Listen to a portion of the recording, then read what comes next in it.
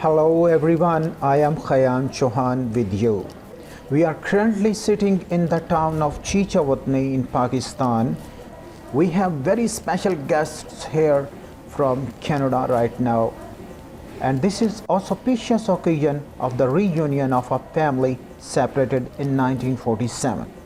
We are going to talk to Ellora, who is the granddaughter of the great lady Hajra Bibi, who later became known as Gurdev Kaur Sundhu. Ellora, first of all, congratulations. And then I have a question about how you got your grandmother to agree to tell this story. This series of pain and trauma was in her heart since 1947. How did you get it out? Please let us know, because everyone interested in this story wants to know. Okay. Well, basically, I always wanted to know more about my family. Being Punjabis, we're used to having large families, and we didn't have one. We're a very small, tight, close family. And I just kind of always wondered, more about her story.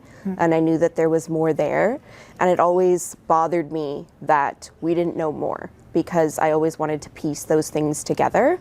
The curiosity about our family was always there for years.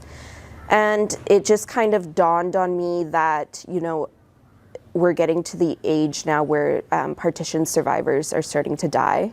That generation is dying. And with them, their stories die. So we have our duty as younger people and younger generations to make sure that we can document those as best as possible. And all in all, it's a good thing that we did it when we did, because 2 years later, my dadima passed away. So it was all very serendipitous in the time that everything happened. Literally, it was like a year back to back of like August 2018, we interviewed her. August 2019, we found her family, and then August 2020, she passed away. So it happened just kind of very chronologically, and it just kind of shows that everything happens for a reason.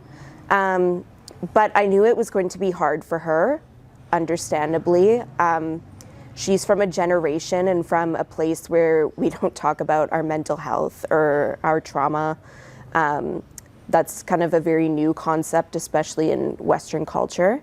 So I knew that it would be something very difficult for her, and I didn't know if it was something that she wanted to talk about.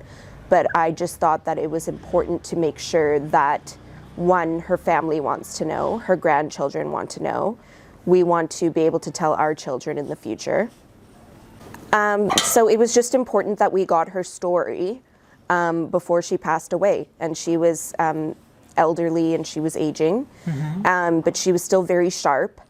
And even though, she would say that she didn't remember, she definitely did, and she had a very good memory. And it was more so just letting her know that we want to hear from her. Her family wants to hear from her. Her children, her grandchildren want to hear from her. We want to piece together the stories as well, because that's all about, our family as a whole. It's about all of us. And it's all about, it's about us and the generations that are to come. So if we don't know these things, we can't pass on that information. So it was just important that I tell her that we want to know, and just to support her and make her feel comfortable and safe with telling us. And ultimately she did, and I'm really grateful that she shared, and she shared it with the world, and the world responded to her. Her video went viral, and people were interested in the story. And it also goes to show that a lot of partition survivors and families of partition survivors want to know what happened to their family. It's not a unique story.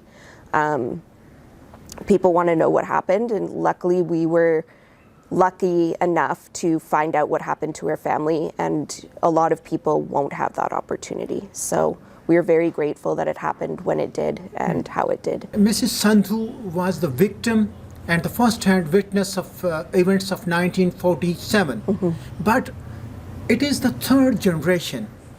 You are from the third generation. There is a gap of one generation, but it is very strange and amazing thing for me, some way very pleasant, that Punjabi are transferring their things, even their pains, to the next generation. Yeah. You are very important. Today I came to know that Ellora's role is very positive, very important to discover this story, to make possible this reunion. I congratulate you again. And what is your message on this great eve? I just think it's important that if you have, family members that were survivors of the partition, or, anything else that happened, that it's important that you collect those stories with the time that you have. Time is limited, and like I said before, that generation is passing away. So if you have questions, go and ask them. I mean, it might be hard and it might be difficult and they might be awkward conversations, but if you don't ask, you'll never know.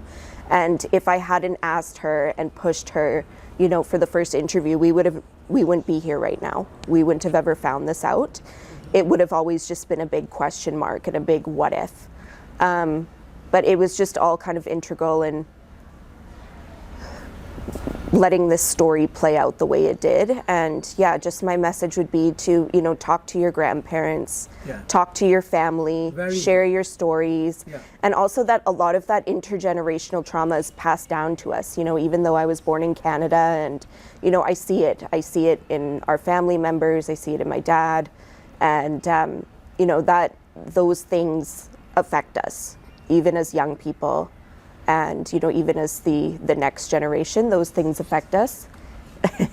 So it's it was my small role in finding the rest of our family and piecing everything together. Thank you very much. Thank you. So I can say in Punjabi, thank you very much, Putar ji.